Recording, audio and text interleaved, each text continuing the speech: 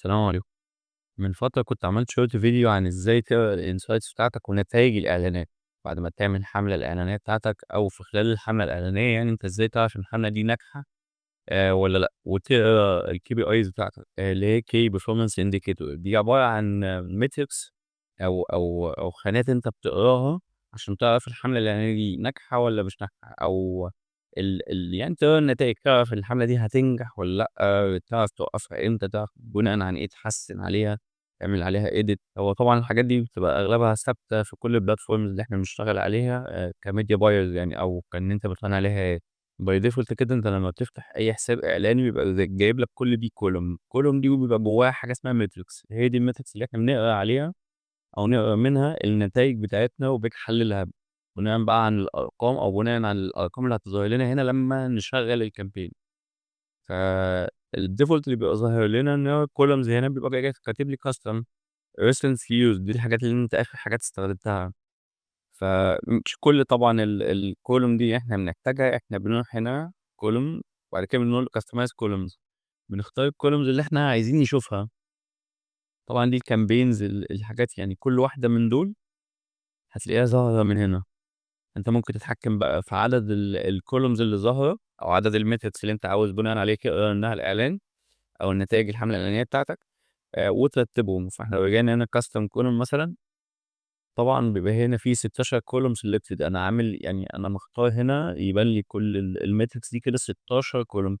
فطبعًا ممكن أقللهم وأزودهم زي ما قُلنا قبل كده بالعدد اللي إحنا عايزينه وبالترتيب اللي إحنا عايزينه. فإحنا بنختار من هنا مثلًا لو أنا عايز الfrequency مثلًا أدوس هنا، ظهرت لي الfrequency كده لو دوست apply تبقى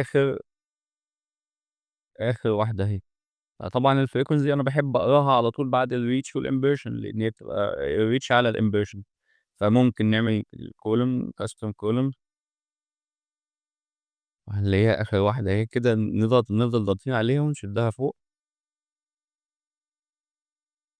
هي خلّينا كده بعد الreach والimpression، هي بقت الreach والimpression والfrequency.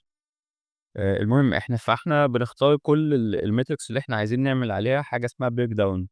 الbreakdown دي يعني إحنا نمسك كل الأرقام دي ونفصصها بقى، نمسك كل رقم. فأنا باروح أقول مثلًا للفيسبوك أو أيًا كان الplatform اللي أنا شغال عليها، باروح أقول له بُص اعمل لي breakdown بالسِن مثلًا، قُل لي بالسِن دخل من كام لكام، فخلّينا نمسك الcampaign اللي إحنا عاوزين نحلّل النتايج بتاعته. طبعًا التحليل النتايج ده ممكن يتم بعد يعني مش شرط إن الحملة تخلص، يعني أنت ممكن تعملها بعد 3، 4 أيام وتقرا النتايج بتاعتها، لإن لازم تسيب الفيسبوك يخش جوّه مرحلة الlearning phase ويخرج منها ويبتدي يبقى في نتايج محترمة تبتدي تتقري، يعني عشان تعرف حجم يعني مثلًا يبقى عندك أرقام كبيرة عشان كل الmetrics دي أو كل الcolumn دي تتملي أرقام، فأنت تعرف تقرا النتايج صح.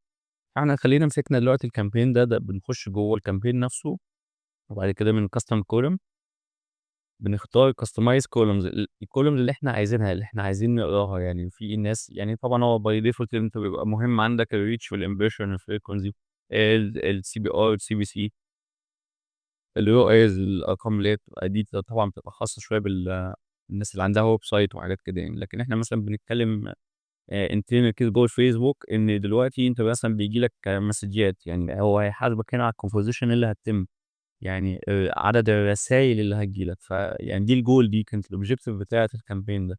فخلّينا نرجع هنا نختار الcampaign اللي إحنا عايزين نحلل النتايج بتاعته أو نقرا الأرقام بتاعته كويس. إحنا بنختار الcampaign وبنخش جوّه الad set دي بتبقى قدامنا الad set كده ظاهرة وبتبقى موجود جوّه كل الmetrics دي اللي هي الcolumns اللي إحنا المفروض بنقراها وبنرتبهم زي ما إحنا عايزين. قُلنا إحنا بنختار مثلًا إحنا دلوقتي ده هدفنا إن إحنا داخلين نعرف الإعلان بتاعنا راح لمين، شافوه كام مرّة، cost per visit عندنا يعني كام رسالة جات لنا. طبعًا الROAS دي لو إحنا عندنا traffic على الويب سايت وفي عُملا بتشتري، فأنت هتعرف أنا صرفت قد إيه وجالي عُملا قد إيه أو جالي عدد عمليات شِرا قد إيه.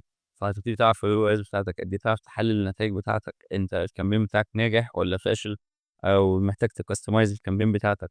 فإحنا دلوقتي عايزين نقرا الأرقام دي ونحللها تحليل دقيق جدًا، نعرف الأرقام دي جاية لنا منين بالضبط. فحاجة بتتعمل هنا اسمها breakdown إن أنت تمسك كل حاجة من دول وأكنك بتكسّرها كده وتحللها. فإحنا مثلًا عندنا الخانة بتاعة الreach، فإحنا reach 17,000. طب راحوا لمين؟ إحنا بنعمل campaign من الأول كنا محددين إن من سن 18 لغاية 65 أو +65.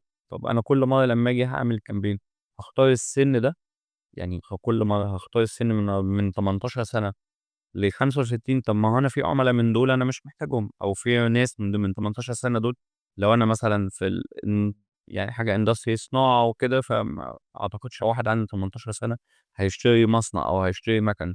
فطبعًا الaudience بتوعي دول هيبقوا في range من 25 لفيما فوق 50 أيًا كان الrange. بس أنا باتكلم اللي هو إيه، يعني بالعقل.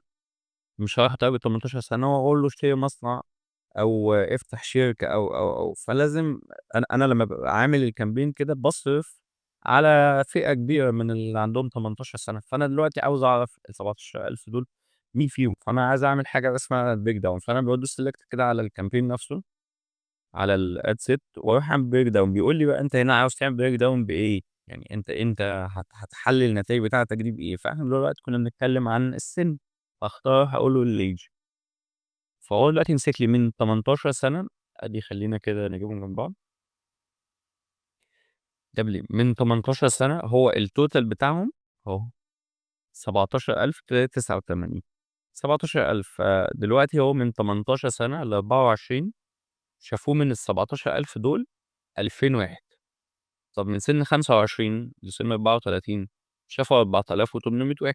من سن 35 ل44 شافوا 4000 واحد، وهكذا من السن ده للسن ده، من السن ده للسن ده، من سن الplus ال65 شافوا 800 واحد، دي 7 رسايل. ومن سن ال18 ل24 دي 6. شايف الأرقام بتاعتك هنا عالية، فده السن المفروض المناسب إن أنت تحدد بيه. طب أوكي، برضه الmetrics دي أنا مش مرتاح لها أو مش عارف أحدد أوي بالضبط، لإني الأرقام مثلًا قريب. فأوكي خلّينا نشوف metric تانية أو نعمل break down بmetric تانية. فهنلغي السن مثلًا ونقول له في الdemographic في الgender. أنا عايز أعرف بقى مين شاف الإعلان بتاعي، ستات والّا رجالة. فدلوقتي أنا دلوقتي مثلًا كانت الindustry دي حاجة في الصناعة نفسها، يعني الfield نفسه حاجة في الصناعة. فشافوا 17,000. ال17,000 دول شافوا 3000 واحدة، وشافوا 14,000 راجل. يعني 3000 واحدة ست و14,000 واحد راجل، الtotal بتاعهم 17,000. من ال3000 واحدة دي كام واحدة كانت مهتمة، كام واحدة؟ ما هو أنا جالي إيه results يعني من ال3000 واحدة دول جالي 19 رسالة مثلًا من الستات. طب من ال14,000 جالي 68. فهو الإعلان نفسه لمّا بيروح للناس بيروح للي مهتم أكتر. يعني يعني راح مثلًا للرجالة عدد الرجالة فيه مهتم أكتر، فالإعلان طبعًا بيروح للاتنين. ده بناءً على لو أنت محدد إن الgender نفسه male وfemales، فأنت إيه، أنت اللي بتحددها يعني. فإحنا عملنا حاجة اسمها build audience، إن إحنا بنرمي الإعلان الأول، نفتح الcampaign أو الtesting phase. إحنا بنفتح الcampaign إن هو يروح لكل الناس، وبعد كده هاجي أستثنى أنا مثلًا الرجالة. فأنا ماشي أوكي، الحملة الجاية هاختار لأ رجالة بس مش هاختار الستات. طبعًا الكلام ده برضه depend على المنتج اللي أنا عايزه. فبرضه أوكي، الأرقام دي مش كلها مناسبة. طبعًا أنا باحلل الأرقام دي، باخد بقى مثلًا كل رقم أروح واخده مثلًا كاتبه على جنب. أكتب مثلًا إن الcampaign اللي جاي ده هاختار إن أنا رجالة بس. وبعد كده كنا في السن هاختار مثلًا في السن من سن 25 لسن 55. فأنا أدي حاجة كده هاعملها في الcampaign اللي جاي، أو ممكن adjust في الcampaign ده إن إحنا نتايجه تتحسن شوية. نرجع تاني مثلًا، إحنا بقى دلوقتي خلّينا نقول مثلًا إحنا كنا عاملينه في الplatforms. إحنا عملنا الcampaign وعملنا في الفيسبوك وكل كل الأماكن يعني. فإحنا عايزين نعرف إيه أنهي platform الcampaign كان أفضل عليها. فإحنا دلوقتي مثلًا في عملنا 17,000 برضه واحد. راح النتايج جات لنا هنا منه 0. راح ل200 واحد ما جاليش أي حد مهتم. راح ل2000 واحد جالي 2 عُملا. فأوكي، أعتقد هنا اللي أفضل لنا الفيسبوك أو الماسنجر نفسه يعني. فبرضه نعمل حاجة تانية. فأوكي، كل الأرقام دي لمّا أحطها جنب بعض هاعرف أقرا النتايج بالضبط. ممكن في الgeographic مثلًا أختار الregions، المحافظات. إحنا كنا عاملينه حاجة اسمها broad audience في إن هو يروح لكل المحافظات. فبرضه أنا هنا شايف إن الدقهلية هو راح لها مثلًا 10,000 واحد، في الغربية ل3000. وهكذا. فطبعًا النتايج هنا مش ظاهرة عشان الcampaign ده أنا باحلّله يعني فات عليه أكتر من أسبوعين، فالأرقام مش كلّها هتبقى باينة. الtotal بتاعهم كان 87. هنا كنت هتلاقي مثلًا 10,000 واحد دول جاي لك منهم 10، هنا 2، هنا كذا، فأنت هتعرف أنهي برضه عُملا مهتمة عندك أكتر. أنت في الآخر بتمسك كل الmetrics دي وتبتدي تحلّل اللي أنت ده طبعًا أنت لو أنا بارشّح الحاجة دي طبعًا لو أنت عاوز تحسّن نتايج الإعلانات بتاعتك، أو تعرف إيه هي الKPIs والmetrics اللي أنت هتمشي عليها عشان الحملة الإعلانية بتاعتك تنجح. أنت أول ما بتعمل الحملة الإعلانية أنا by default كده باروح عاملها مثلًا broad audience اللي هي تروح لكل يعني أغلب الناس أول باقعد مثلًا مع الclient نفسه وأقول له طَب أنت توقعك مثلًا العميل بتاعك موجود فين؟ هيقول لي موجود في محافظة القاهرة. طَب سنّه من كام لكام مثلًا؟ من 25 ل60. طيب باخد الحاجات دي كلّها وباروح أشتغل عليها في الcampaign وباسيبها broad audience، وبعد كده طبعًا الأرقام دي بتخرج لي وأنا أحللها بقى أنا بأسلوبي وبناءً عليه، يا إما باعمل adjust للحملة الإعلانية أو باعمل حملة إعلانية تانية. طيب الجزء اللي إحنا اتكلمنا فيه ده لو إحنا بنقرا الأرقام من الحاجات اللي هي الobjective اللي جوّه الفيسبوك. طب إحنا بقى نروح لمرحلة advanced شوية، الحاجات اللي هي الconversions اللي بتروح برّه الفيسبوك، ال إن أنا مثلًا باlead traffic برّه الفيسبوك للweb site بتاعي. أنا عندي عميل ماسك له مثلًا الmedia buying بتاعته وباعمل له إعلانات على الweb site بتاعه. فالmetrics دي يعني طبعًا مهمة بالنسبة لي، بس أنا محتاج أشوف metrics تاني أوضح تبين لي أنا الcampaign بتاعي ده ناجح والّا لأ. فباروح برضه باقول له من custom columns مثلًا أنا باlead traffic في حاجة اسمها landing page، في حاجات طبعًا اللي عنده web site أو شغال على web site هيبقى عارف أنا باتكلم عن إيه. ففي حاجات اسمها add to cart، في حاجات اسمها purchase، فالحاجات دي كلها. فأنا مثلًا هنقول إن إحنا عايزين نعمل عايز أشوف الmetrics بتاعة add to cart، دول conversions، دول add to cart. طبعًا الconversions دول إحنا بنبقى مسطبينها already على الweb site. فلمّا أنا باسطب الconversion باروح أقول له مثلًا يعني أنت أقف هنا وعِد لي العُملا اللي كتبت الadd payment info، اللي كتبت البيانات بتاعة العملية الشرائية بتاعتها، اللي عملت add to cart، اللي حطّت الناس زي ما أنت مثلًا بتخش على Amazon وبتقول له حُط لي ده في السلة، وحُط لي ده كمان، وحُط لي ده كمان. وفي wishing list اللي هي الwish list دي اللي أنت ماشي بتعمل عليها like أو بتعمل عليها love الحاجات دي. فطبعًا لمّا باقول له الconversions دول metrics كلّهم أنا هاضيفهم هنا في الcolumns، فهيظهروا لي بالترتيب بتاعنا في الآخر. فإحنا كنا حاطينهم بعد الUAs. طبعًا أنت رتّبهم أنت بالمنظر اللي أنت عايزه. فهنا دول اللي إحنا ضفناهم. أنت طبعًا لو أنت كنت مشغّل الcampaign وده مثلًا campaign برّه الفيسبوك، فأنت هتلاقي هنا أرقام. أرقام بقى أنت مثلًا إحنا عملنا campaign بتاع traffic.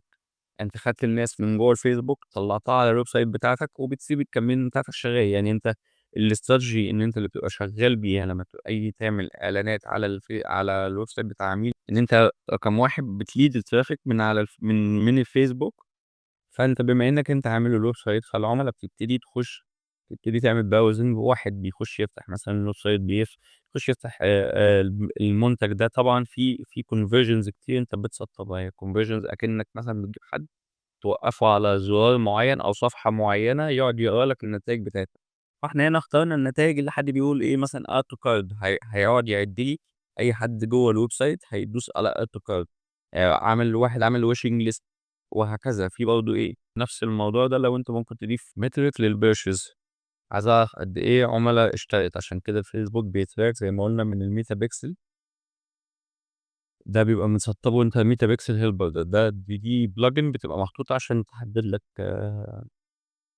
الناس يعني إن كل الconversions شغّالة والّا لأ. أنت عامةً هنا لمّا حد بيخش على أي web site طبعًا برّه الفيسبوك، بيقعد يقرا الconversions اللي أنت حاططها وبيسجّلها في الpixel. فبيسجّلها في الpixel، فالpixel بيقراها بيجيبها لك هنا. فدي إحنا مثلًا عايزين الmetric بتاعة الpurchase، عايزين نعرف مثلًا بعد الحملة الإعلانية. أنت بقى هنا طبعًا لو أنت شغّال على web site بيبقى ظاهر لك كل الأرقام دي. يبقى كام واحد طبعًا النسب للpurchase بتبقى مختلفة. يعني أنت مثلًا بتبتدي بتلاقي 10,000 واحد دخلوا الweb site، 5000 عملوا مثلًا add to wishing list، 10 اشتروا والّا 50 والّا 100 مثلًا عملوا add to cart و10 اشتروا. يعني دي funnel بتبتدي اللي تlead الtraffic من برّه من جوّه الفيسبوك لغاية برّه في الweb site. فأنت الfunnel دي طبعًا بتبتدي إن هو إيه، العدد بيبقى فيها كبير شوية لغاية ما بيقِل، بيوصل لعمليات الشِرا. فأنت من هنا بقى تبتدي تعرف تقرا برضه الأرقام بتاعتك، إن أنت مثلًا يعني لو لقيت 1000 واحد دخلوا الweb site ولقيت واحد بس عامل أو 2 عملوا wishing list، واحد بس اشترى، فدي برضه أرقام تقول لك إن أنت المنتج بتاعك فيه حاجة، أو الweb site بتاعك مثلًا فيه حاجة، فتعرّفك كل الأرقام دي مع بعض. لمّا بنحطها كلها مع بعض، طبعًا أنا يعني بارشّح إن اللي يقرا الأرقام دي ياخد النتيجة بتاعة قراية كل مثلًا metric لوحده ويكتبها في ورقة، يعني يحطّهم كده تحت بعض. بعد ما بتخلّص يعني الbreakdown، مرحلة الbreakdown بتاعة الأرقام دي كلها كده، يعني شِد خط كده واكتب فأنا هاحدد مثلًا إني هاعمل إعلان مثلًا من سِن كذا لكذا، محافظة كذا، محافظة كذا، من وقت من كذا لكذا. كل الحاجات دي كلها حُطّها أو اعمل adjust للad set نفسه، هتلاقي النتايج طبعًا اختلفت معاك.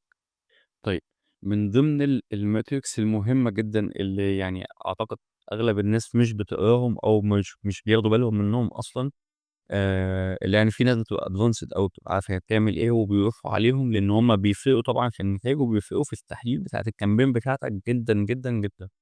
ف وأنا أنصح أي حد بيهم إن هو شغال على أي مثلًا إن هو يخش يقرا الinsights بتاعة الcampaign، لازم يبُص عليهم، لإن هو من غيرهم هو مش هيعرف عنده العيب فين. طبعًا هم مش بيبقوا موجودين هنا، هم مش موجودين في خانة الadsets، لإن هم دول بيشتغلوا إن هم بيحللوا لك الإعلان بتاعك، الإعلان نفسه. بيبقوا دول بيشتغلوا على تحليل الإعلان نفسه، يعني الad quality نفسه، دول اسمهم ad relevance diagnostics. فهُم بيبقوا موجودين جوّه خانة الad، مش الasset، بيبقوا موجودين جوّه خانة الad. هتلاقيهم هنا by default، لو مش موجودين هاتهم برضه من custom column، هتلاقيهم كده مثلًا لو دوّرت quality هتلاقي quality ranking. هم دول بيقولوا لك ارتباط العميل أو درجة ملائمة الإعلان بالعميل اللي شاف الإعلان عامل إزاي. يعني هم بيقعد يقول لك مثلًا الquality ranking، الengagement والconversion، الحاجات دي كلها، كل metric من دول ليه نسبة، يعني بيقول لك أنت العيب عندك فين. يعني أنت مثلًا لو عندك مشكلة في الquality ranking، طبعًا إحنا بنعرف هو بيقيسها لك ب3 حاجات، average وbelow average وabove average، يعني في المتوسط وفوق المتوسط تحت المتوسط. طبعًا الquality ranking اللي هي تصنيف جودة الquality بتاعة الإعلان. طبعًا ال3 metrics دول engagement rate ranking دي درجة ملائمة التفاعل مع إعلانك. الconversion rate ranking دي يعني مثلًا مدى احتمالية إن الإعلان يحقق نتايج من العميل المستهدف. ال3 metrics دول مقارنةً بمنافسينك، دول مقارنةً في نفس الcareer بتاعك. فهو بيقعد يقرا السوق مثلًا بيشوف، يعني مثلًا نقول إحنا السوق 100 واحد، أنت هنا في الad ده هنا below average. below average دي يعني أنا مثلًا تحت ال35%، فكده الإعلان مثلًا مش كويس. above average دي يعني هو هنا عندي مشكلة في الcreative نفسه، الquality ranking دي إحنا قلنا دي بتاعة الquality بتاعة الإعلان نفسه. يعني مثلًا شكل الصورة وِحِش، شكل الفيديو وِحِش، فأنا محتاج هنا أروح adjust أو edit على الquality بتاعة الإعلان. الشكل ممكن أعمله يبقى فيديو كويس، ممكن يبقى صوته وِحِش، ممكن يبقى الصورة مش حلوة أو الصورة عليها كلام، ممكن أيًا كان. فهنا بيقول لي أنا عندي مشكلة في إيه. يعني مثلًا الإعلان اللي تحتيه ده في الaverage زي غيري، يعني أنا في المتوسط، ده مناسب. أنا عندي هنا حاجة كويسة جدًا في الengagement rate ranking above average، يعني في الاتنين العُملا بتتفاعل، بس أنا عندي هنا مشكلة لو حسّنتها هيبقى أحسن شوية. في الconversions بقى دي ماشي أوكي، في الaverage برضه في المتوسط، فأنا زي غيري. فبرضه ده معدل التحويل، يعني إن العُملا مثلًا أوكي ماشي، الإعلان مناسب، ده وسط بالنسبة لهم بيدفعوا شوية عليه أو بييجي لي منّه، فده أوكي، دي كده حملة ناجحة، دي كده حملة دي محتاج إن أنا أعمل عليها adjust شوية. فهنا عندي العيب في الquality ranking، فالquality ranking ده معروف. بُص، هو في هنا table الفيسبوك عامله اسمه ad relevance diagnostics، ده بيقول لك في الquality مثلًا، في الquality ranking لمّا بيبقى below average بيبقى عندك إيه المشكلة. هنا below average وabove وaverage. هنا below average أهي، فهنا هنا بيقول لي حتى improve your quality of your creative. فأنا محتاج إن أنا أحسّن الquality بتاعة الcampaign بتاعتي. فأنت بعد ما بتسيب الإعلان شغال هي دي بتظهر عادةً بعد مرحلة الlearning phase بمثلًا يومين 3 كده، إن الإعلان يبتدي يوصل لناس كتير والفيسبوك يبتدي يقرا طبيعة العميل اللي بيشوف الإعلان وبيتفاعل معاه إيه. فال3 metrics دول اسمهم ad relevance diagnostics. سيب لي أي حاجة في الcomment وأنا هابعت لك الlink بتاع الtable ده عشان تعرف أنت إيه المشكلة عندك. طبعًا كل الmetrics دي أنت ممكن تقراها بالأرقام كده أو تخلّيها في شكل charts طبعًا، بس إحنا بنحطها بالأرقام كده عشان تبقى أوضح لنا. أنت ممكن تdownload الأرقام دي كلّها في الآخر في excel sheet أو PDF file، أو ممكن تحطها مثلًا لو أنت تعمل report لحد أو حاجة، فممكن تخلّيها تظهر لك بالcharts بتخلّي طبعًا شكل الreport بتاعك يعني شكله أفضل شوية. فأنت ممكن هنا تحدد الad اللي أنت عايزه، وبتيجي هنا بتدوس charts بيظهر لك الخانة دي. لو أنا عاوز أعمل comparison مثلًا من كذا ad set أو حاجة، فأنا هاعدّل عليهم أهو. فأنا هادوس على الاتنين هنا هيحدد لي compare to ads، فأنا خلّيني بس أنا عايز أشوف الcharts بتاع واحد بس. أوكي، إحنا دلوقتي هنعمل break down بالplacement بس عايزين نشوف الشكل ده في chart، فبادوس الchart بيقول لي إيه الmetrics اللي أنت كنت عايز تشوفها الview والّا الamount spent والّا الresults. فأنا مثلًا باقول له هنا الamount spent رتّبهم لي من الhighest lowest من الأعلى من الأكتر للأقل. فهو إحنا كنا عاملين إيه الbreak down إيه الmetric اللي إحنا كنا مستخدمينه الplacement. فهنا بيقول لي أكتر ناس شافت الإعلان من الموبايل app. يعني إن أكتر ناس بتشوف الإعلان بتاعنا من الموبايل في خانة الfeeds اللي هو زي لمّا أول ما بتفتح كده الnew feed عندك بيظهر لك هنا، دول بيشوفوا الإعلان. بعد كده الباقي مثلًا شافوا في الreels، فأنت ممكن وأنت بتعمل الad نفسه تيجي هنا في الplacement،